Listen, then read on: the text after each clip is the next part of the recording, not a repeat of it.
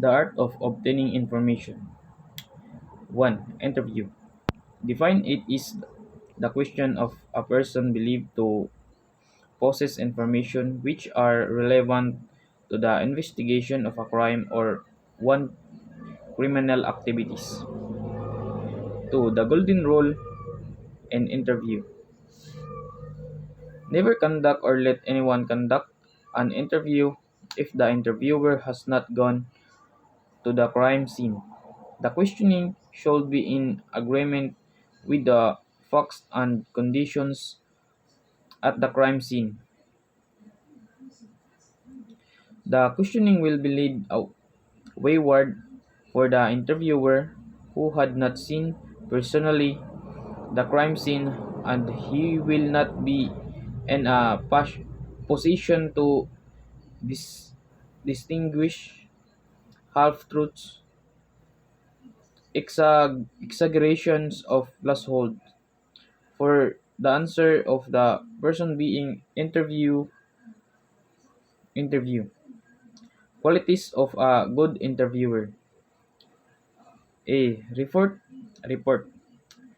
Define it is the relation between the interviewer and the interview which is conductive to faithful result. It is winning the confidence of a person being interviewed in order that he will tell all the information in his possession. The interviewer must be a respectable civilian attire because most often and the majority of people, the police uniform is a barrier in establishing good report. To many, the information is intimidating. B. Forceful personality. The appearance of the interviewer and other qualities such as skills of communication techniques or the force of his language are the mainstay of the strength of his character. He must the understanding, sympathetic, and without showing official arrogance, vulgarity of expression, and an air superiority. C. Knowledge of human behavior. This will help the interviewer to determine the personality and intelligence of his subjects. He must go down and up to level of understanding of his particular subject. D. Conversational tone of voice. His tone of voice must be conversational, not confrontational as interrogation. E. Common interest. His preliminary and probing questions should be aimed to establish common interest between him and the subject. Acting qualities. He must possess the qualities of an actor, salesman, and psychologist and know how to use the power of persuasion. Humility. He must be courteous, sympathetic, and humble, ready to apologize for the inconvenience of the interview.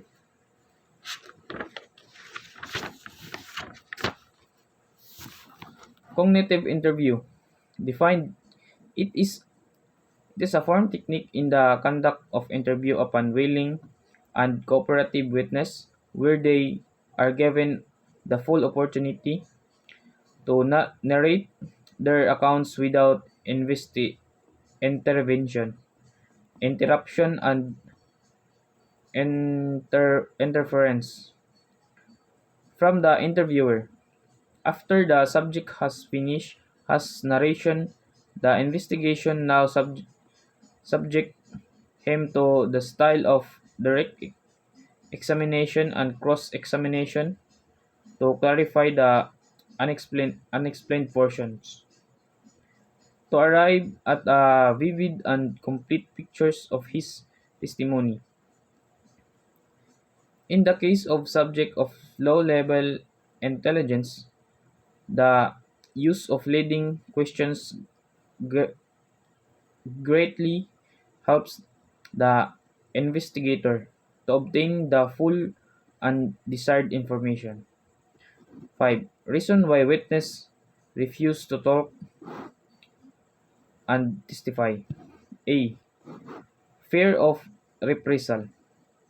The fear of reprisal is always entertained by witnesses who lack the courage to face the suspect, his associate, or relatives. This is natural, especially those who have no means to protect themselves or no influential person for them to rely on. This prevalent among the generally underprivileged sector of our society. The investigator must remove this first from the mind of witness either by offering protection or by the explanation that unless the suspect is not put behind bars, the fear will not disappear. The investigator's power of persuasions plays a vital role. Great inconvenience on the part of those of hands to mouth existence. There is this real inconvenience which will deprive them the time to earn further living, especially during the ordeal of testifying during the trial.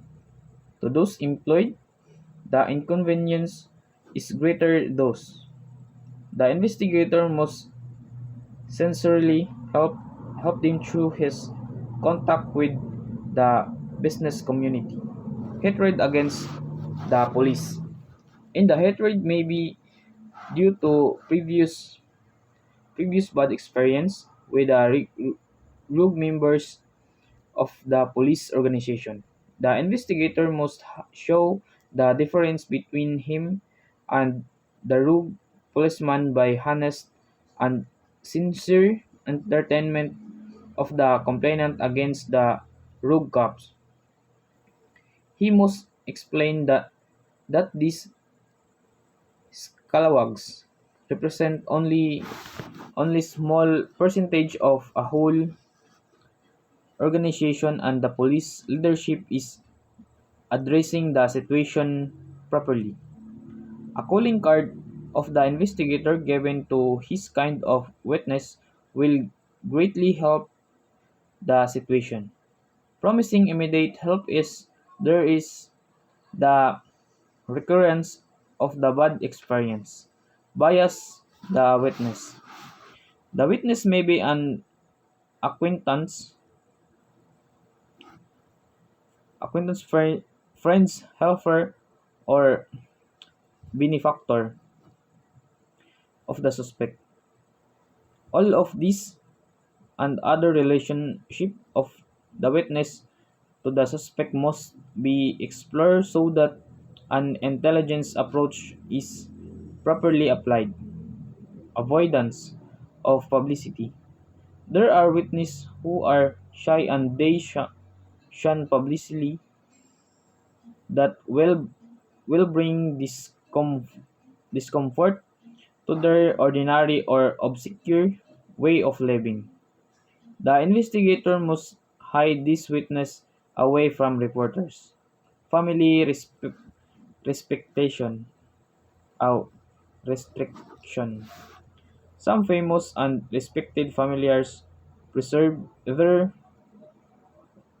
reputations by entailing, entailing to their members the need of the approval of their elders and matters affecting their families.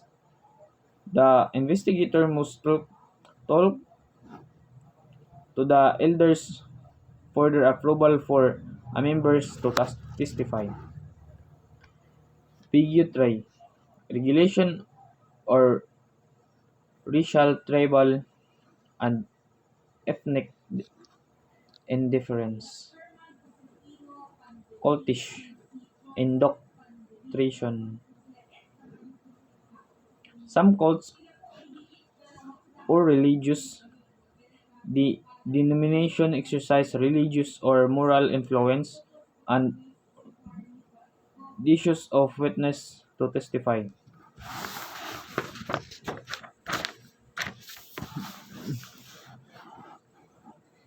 Common technique applicable to the foregoing reasons. Many of these witnesses want that they will not utilize as formal witness but to remain anonymous. The investigators must initial agree that the testimonies be given the short of confidentially.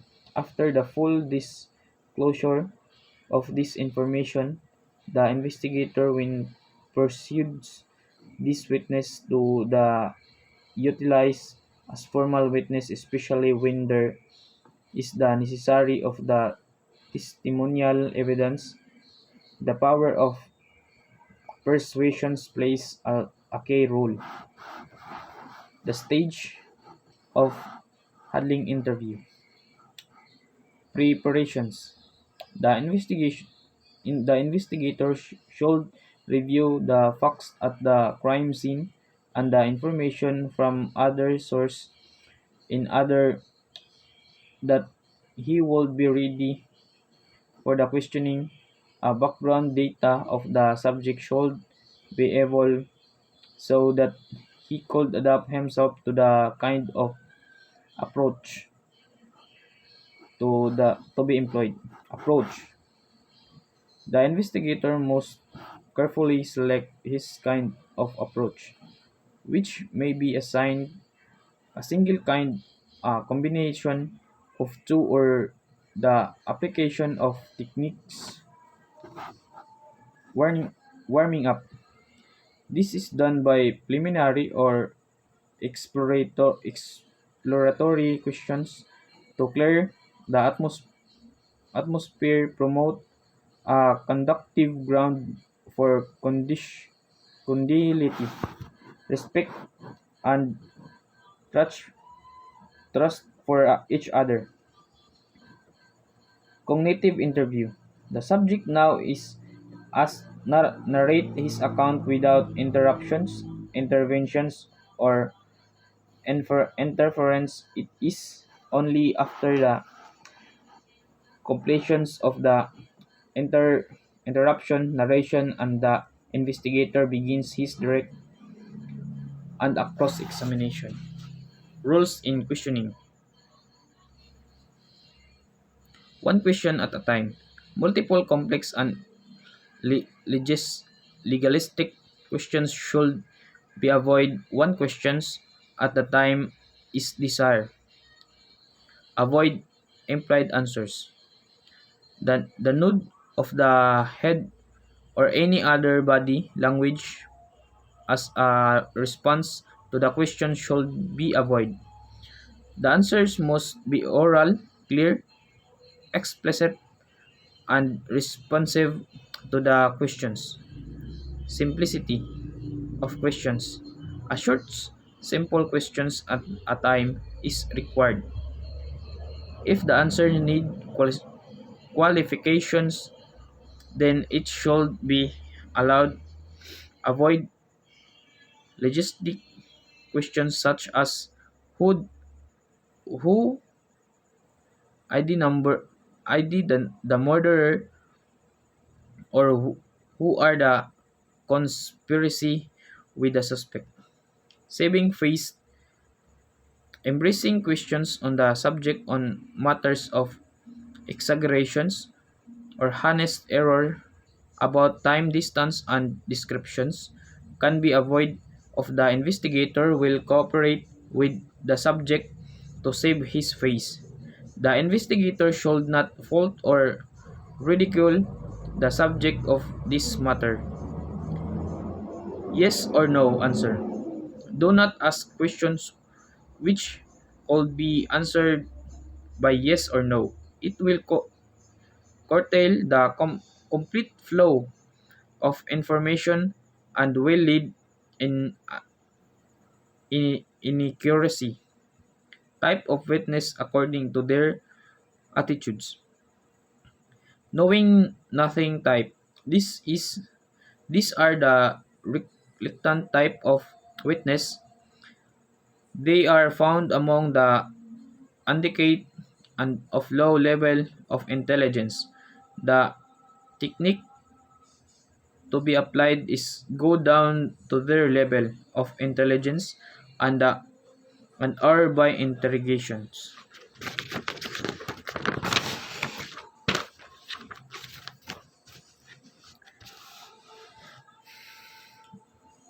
Disinterested type. This is the uncooperative and in indifferent subject. To deal the with them is to find out their field of the interest so that they will talk. Their indifference should be demolished to arouse their interest of or be flattered. The drunken type. The style of questioning by the investigator should be adapt to the psychology of the subject. When the drunken subject has suborned, another interview will be conduct confronting him about his disclosure while in the state of drunkenness. The written statement must be taken during his sobriety. Suspicious type.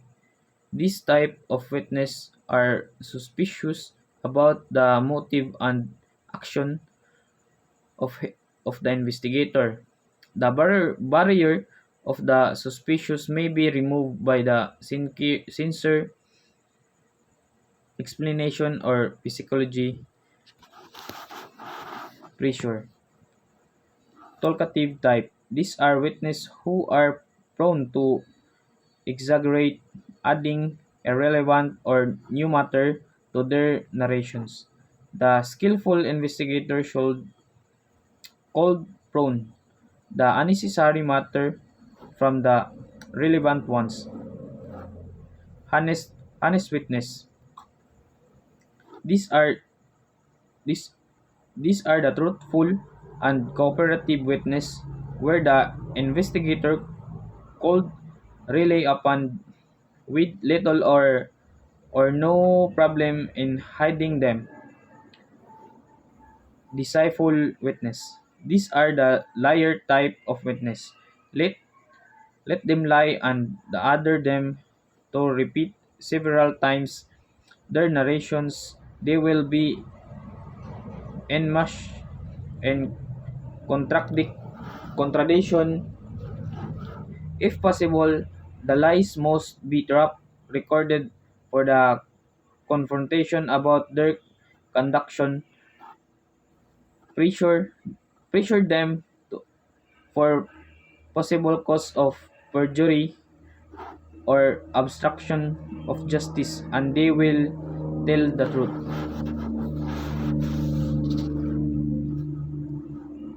Time witnesses. They are the shy witness. The approach must be friendly and reassuring confidentially. If their information they should be hidden from the devour, devouring press by interviews or photo sessions. Boasting, egoistic, or inconcentric witness. They will be good witness because of their ability of expressing their account of the commissions of a crime. The investigator must be patient in dealing with them in order not to brush their ego or self-pride. Refusal to talk witnesses. These are the most difficult subject to deal with. Find out the reasons of their silence by exploring deeper into the kind of their personality. The causes may be trauma, shock, fear, hatred, and others. Remove their feathers or off silence and they will start talking. Statement Statement analysis. This is a new name in criminal investigation but got new actual practice. What is new is the term. It is began the United States when the woman rep, reported to the police the disappearance of their children while on board her pack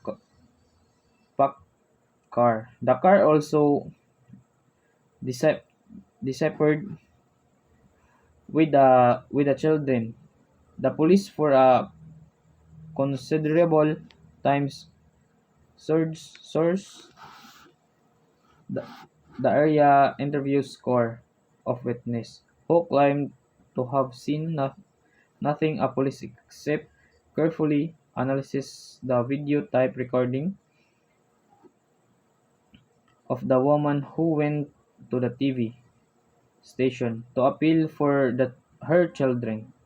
The analysis led to a suspicions and woman was placed under executive interrogation where she confused that she drives the car down the the river because their live-in partner does not like her children from a former marriage. 5.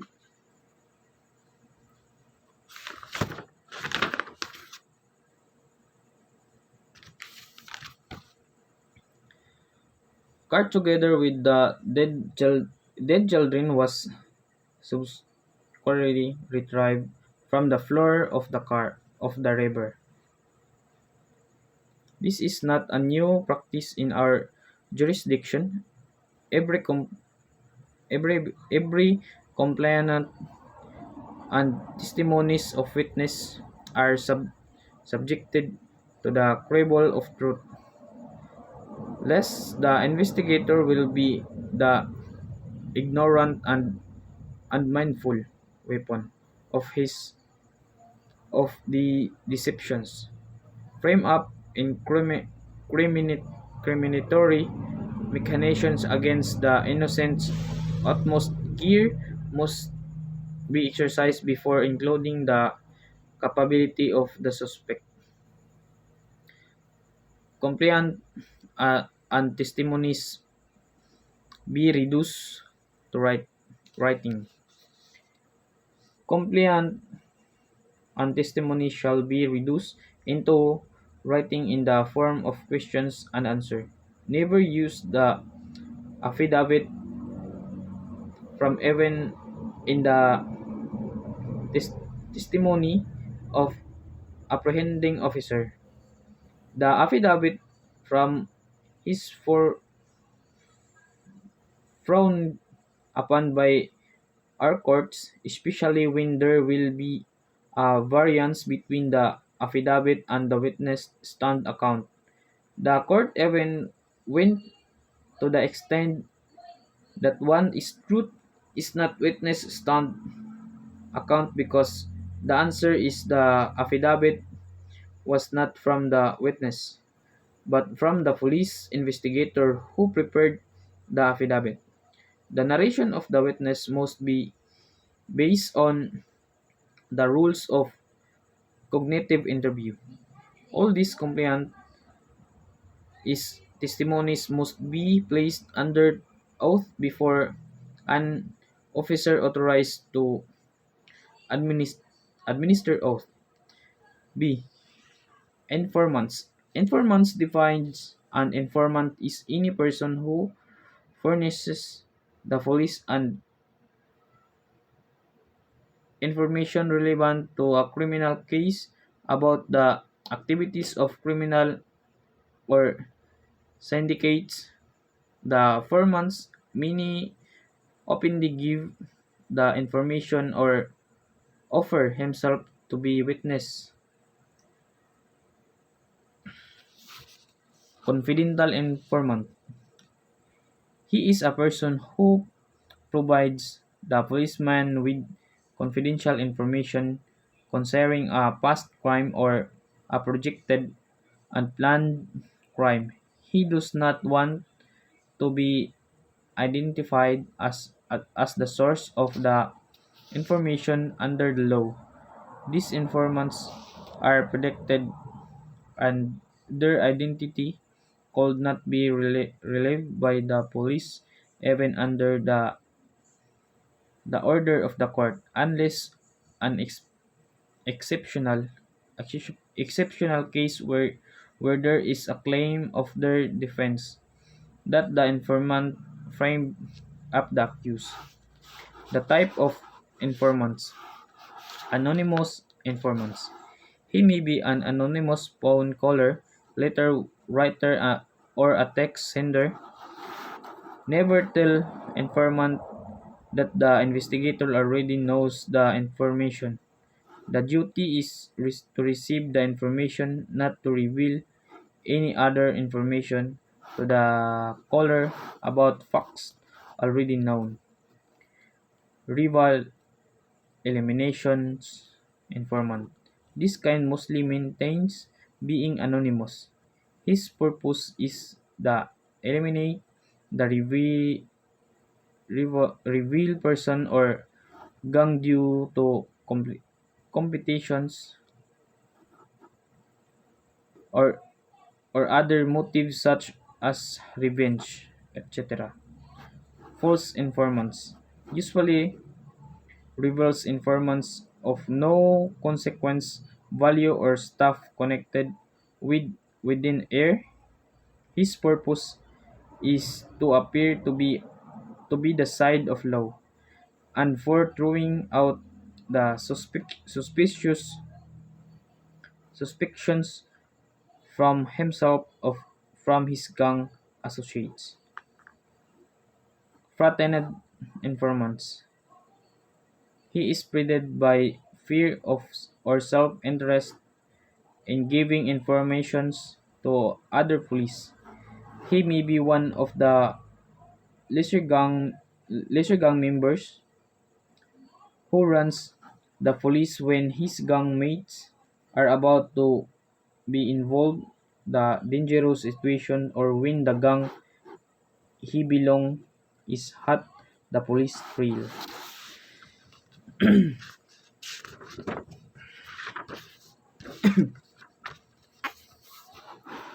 Self aggrandizing informants.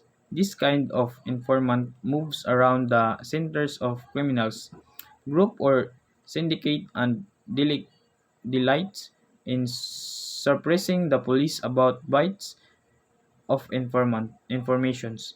His informations his information may be of value by way of authentications in intelligence operations.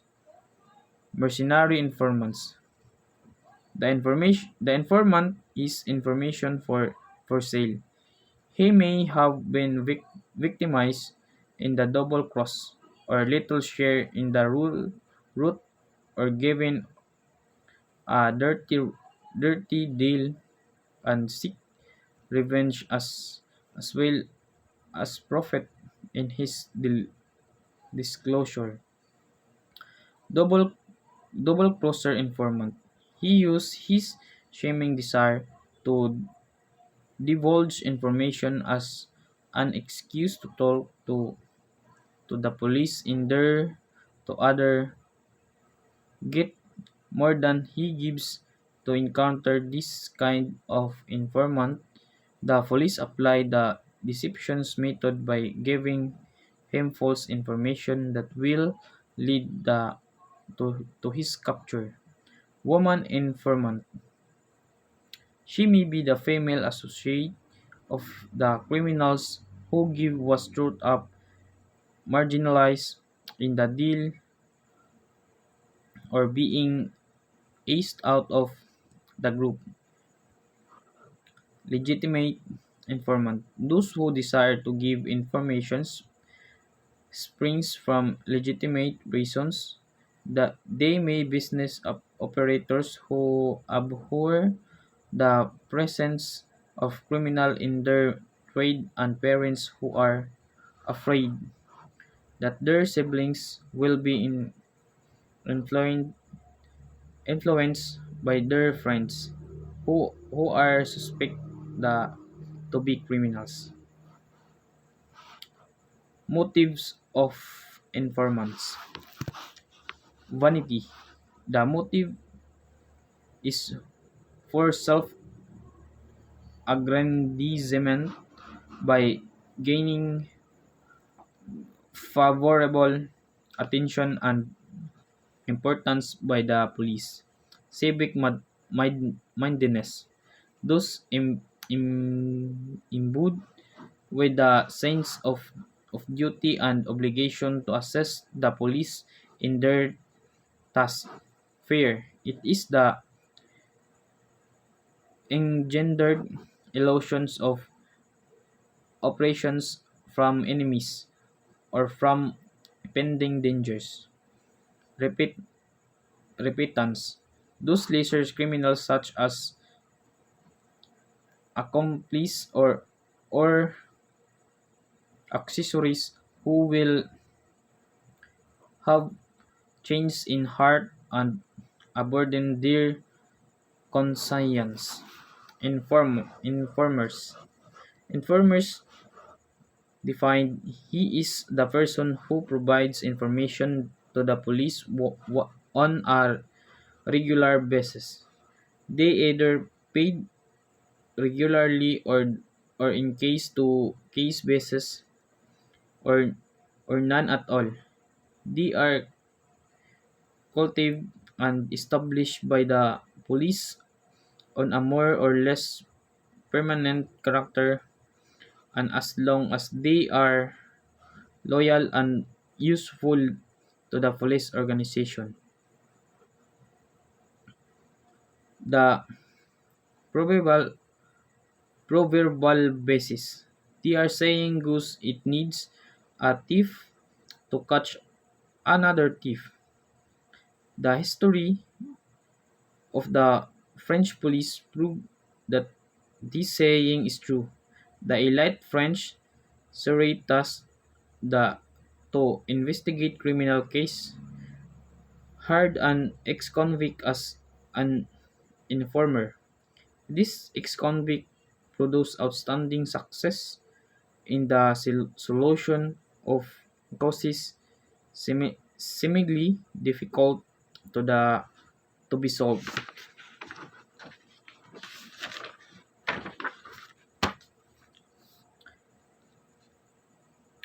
For records of the firearms and exclusive units incurring license holders of firearms and authorized possessors of explosive.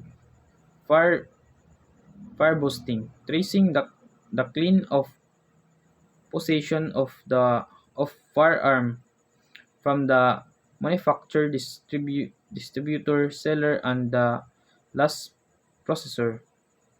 This could be done through the files of the FBI and other US police agencies. Records of foreign and local manufacturers of vehicles concerning the engine of the chassis, number of suspect vehicles and use in the commissions of crimes or the subject or carnapping. 7. Store data and on computers and cell phones. Only only export must be employed be retrieve this stored data. Rules on computer evidence. A. When the computer is off at the time of arrival, do not turn turn F on. When it is on, do not turn off, nor touch is mouse or keyboard. C. The unplugging of the computer, whatever it is on or off, should be done by pulling out the cable directly from the back of the central processing units. D. Each plug cables should be marked in the same marking corresponding to the socket from where the cable was unplugging. E. The computer should be carefully handled by on the pack for transport to the police situation. If only computer forensic expert should search for any information or evidence contained in the hardware. G. The computer hardware should be duplicate in the expert and the original should be kept by the evidence custodian for future court prosecution. Search and analysis must be undertaken using the image disk.